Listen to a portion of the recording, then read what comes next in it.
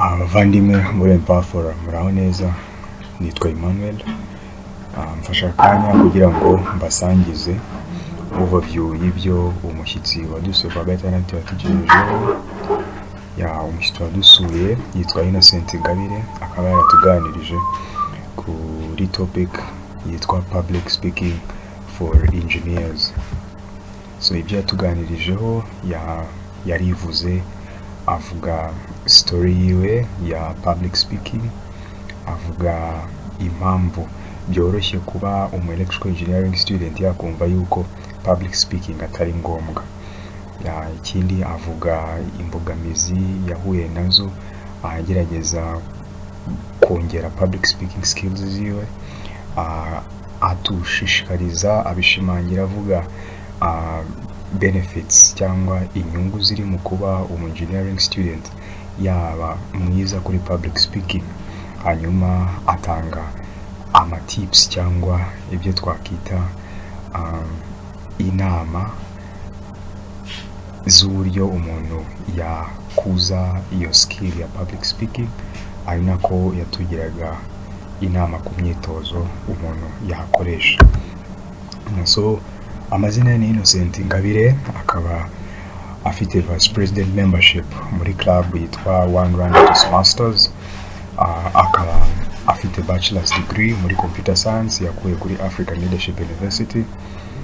Akaba umwuga we ari software engineer, akora muri Ayambe Talent Solution, kandi akaba abarizwa muri club yitwa Nkunda Gusoma.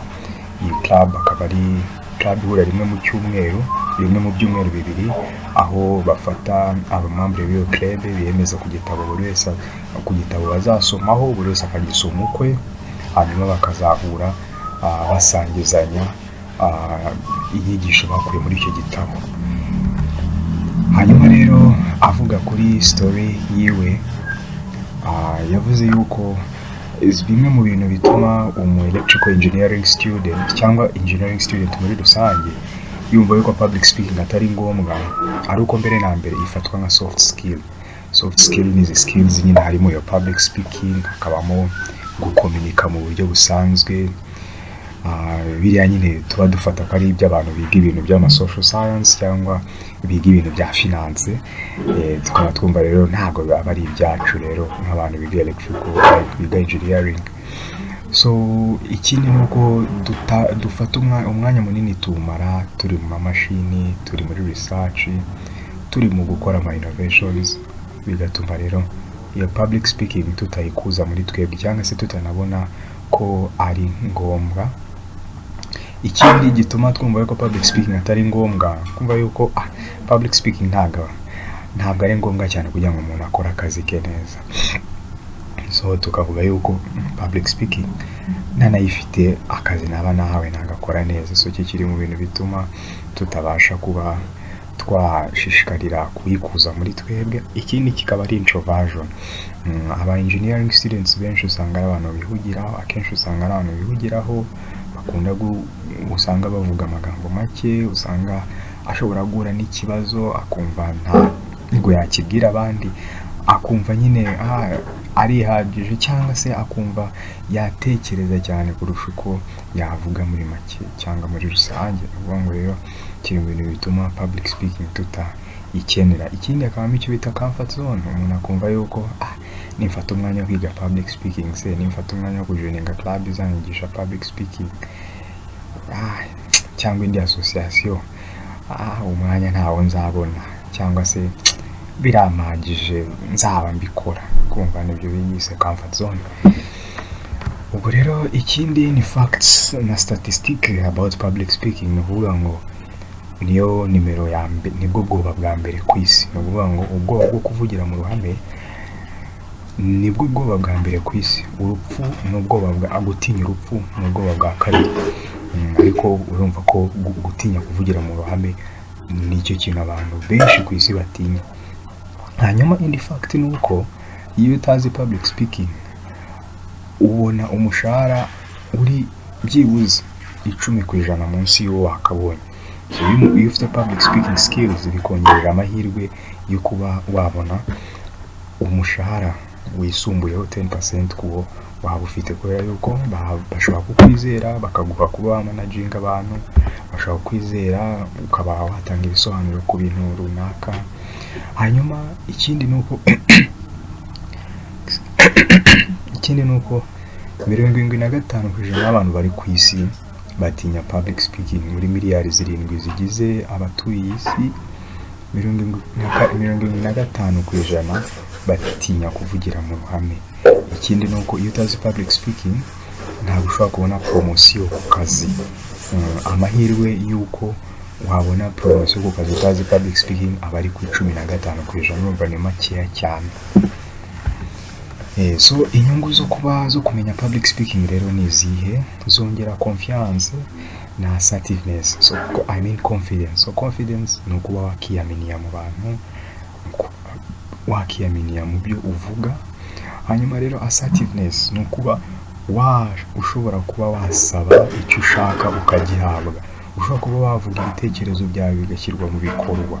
Iyo utazi public speaking ibyo ntiwabibasha, bikagufasha gupitchinga cyangwa gupresentinga. Ushobora kuba ufite umushinga, akenshi usanga imishinga myinshi itsinda ntabwo aba ari imishinga ibikaze cyane. Akenshi iyo mugiye nko muri competition cyangwa ugiye gupresenta ahantu ku bashoramari, umushinga uzatsinda ni wa wundi usanga ari umushinga nyine uri kuwupresenta n'igishyika, akawupresentana ashize amanga, ashize ubwoba. Navuga ngo rero utazi public speaking skills ibyo ntiwabibasha gupresenta ushize amanga uwo mushinga wawe, no muri class cyangwa no mu yindi event yari yose. Utitoje public speaking ntabwo wabasha kuba wagera kuri izo ntego zawe wifuza, izo nzozi uba ufite. Niyo mpamvu nyine nka Empower Fora tugerageza buryo ki mu ma events, ama teams agiye atandukanye agenda improving your public speaking mu buryo bwo gupresenta ibyo baba bakoze. Niyo mpamvu nyine nkanjye mu membre ndabashishikariza mwe ba membre bagenzi banjye kuba twazajya dushishikarira tuganahugukira kwitabira presentation. Umuntu ntategura ibintu gusa ngo bihangirire aho ngaho, ahubwo ajya bitegura arenzeho azana bipresente, kuko tuba twitoza area cyangwa field y'ubunyamwuga twitegura kujyamo ejo n'ejo bundi nidusoza amasomo ya kaminuza. So ikindi wenda bishobora kugufasha bitaye na presentations, kujya mu interview. So muri interview iyo ufite public speaking skills ufite amahirwe menshi yo gutsinda. Hanyuma improving a social life, ukuvuga ngo ituma umenyana n'abantu, ituma ushobora kuba waka-approachinga abantu ukabasaba, ukabagezaho ubusabe bwawe, ituma ushobora kuba waba uri mu bantu ukumva uri free yo kuvuga ibitekerezo byawe. Noneho bikongera n'amahirwe menshi yo kubona akazi, kubona internships, kubona scholarships. So ikindi iyo ufite public speaking skills bikongerera amahirwe yo kuba wahindura career. Kuvuga ngo nubwo twiga electrical power engineering ushobora gusoza tukumva ntago bikiri ibyacu, cyangwa wamara imyaka ingaho ukora ukumva urashaka guhindura, wenda ushaka kujya muri management, ukumva ushaka kujya wenda mu bindi bintu biterekeranye na electrical. Iyo ufite public speaking skill, niyo skill imwe muri skills nkeya zishobora kugufasha kuba wava muri field mujya mu yindi. Tubare hari umuntu ushobora kuvuga ngo ndashaka kuva muri engineering wenda najye muri politics. Public speaking skill iragufasha cyane cyane ko ikigufashamo gihambaye. Wenda tubare uri guhindura nka field uva muri electrical wenda ujya no mu yindi isa nk'ikomeye. Izi public speaking skills zigufasha kuba wakora ama connection n'aba experts muri field ugiyemo ku buryo bikorohereza akazi ko kwiyadapta. Ikindi byongera amahirwe yo kuba promoted mu kazi, kuba promoted mu nshingano. So ni ibyo ngibyo zimwe muri benefits. Hanyuma rero challenges umuntu ahura nazo kugira ngo atiga public speaking ni izihe? Imwe muri challenges ni lack of time. Kumva yuko umwanya ni mutoya, mfata igihe ngiye kwiga public speaking, ngiye nsoma igitabo kiri ku public speaking, cyangwa ngiye njya mu magroupe atoza abantu kuvugira mu ruhame. Ubwo umwanya nzawubona ko mbona obligation za engineering ari nyinshi. Ikindi ngingo tubona nka challenge tuba twifuza kudevelopinga public speaking skills, harimo vulnerability cyangwa se nimvuga yuko nazi public speaking nimvuga yuko nyine ubufasha bwa public speaking sintangira urwo rugendo yego birusaba kujya nko muri public speaking ukavuga ati mana abantu babizi se ntibazangira banseka cyangwa bakarya n'akana ngo dore ntabizi, ugasanga ni ibintu twimajina bitari byo ariko bikatubuza kuba twagera kuri iyo ntego.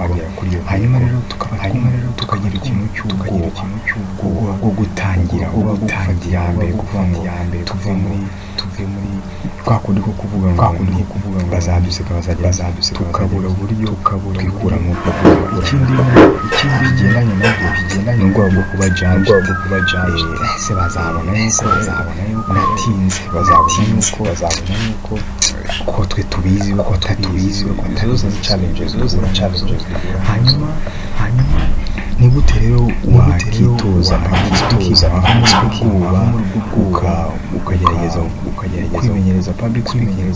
Ushobora kujoininga amwe mu club ya public speaking, harimo Toastmasters itoza abantu public speaking ni supportive environment aho ufite intego nk'iyo ngiyo kandi bakagufasha kuzamura. Hanyuma ugerageze uvugishe umuntu mushya buri munsi, kuko burya ujya kuvugira mu bamwe b'abantu benshi, ushobora kuba wavugisha abantu babiri icyarimwe, ukagerageza ukamusuhuza, niba ubonye chance mukamuganira ukamubaza umwaka yigamo, ukamubaza icyo akora n'ibyo.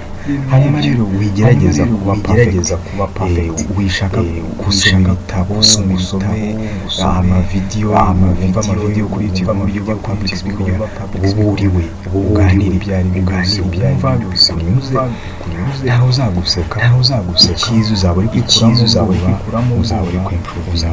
So ariko ufite smartphone, voice yawe buri munsi bizakuramo akantu ko kumva abantu baranyumva bati iyo we recording ijwi ryo waba uri kuvuga byose, waba uri kuririmba ukongera ukaryumva, rya jwi ryawe uraryakira ukumva yuko ni normal, uko ugeze mu bandi ntabwo bikugora kwiyakira kandi utinya uvuga ati baranyumva bati ijwi ryawe. Hanyuma practice, gerageza ushyiremo wahozaho ngo uhozeho, jya muri Toastmasters ganiriza abantu amatsinda makeya, atanga ibitekerezo, uhozeho. Hanyuma rero wenda bimwe mu byo yavuze kuri experience yiwe byaramugoye kuko yari umuntu wa computer science, bigoye kujya mu bantu aspend umwanya mwinshi kuri machine, ariko yageze igihe aho yabonye akazi, babonye ko atazi public speaking, bashaka kumwirukana probation bamushyira by'agateganyo. Rero ikintu ugomba gukora nutigomba gukora speaking yawe turakwirukana.